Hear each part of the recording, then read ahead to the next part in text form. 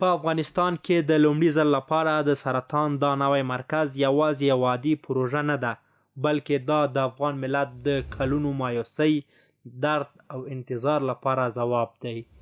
افغانستان د دې مرکز په جوړولو سره یو خپلواک روغتیایي نظام پر لور یو لوی ګام اخلي. هغه د هیلو ډک خوب چې نن رښتیا کیږي، او هغه ګام چې ناروغان نور د درملنې لپاره له وطنه وتلو ته اړ نشي او هیله په خپل کور کې راټوکېږي. درست تشخیص تاسو ته درست صحت درکوي. مکمل تشخیص تاسو ته مکمله تداوی درکوي. نو لطفا خپل تشخیص پر وخت وکړئ او خپل تداوی مکمله کړئ.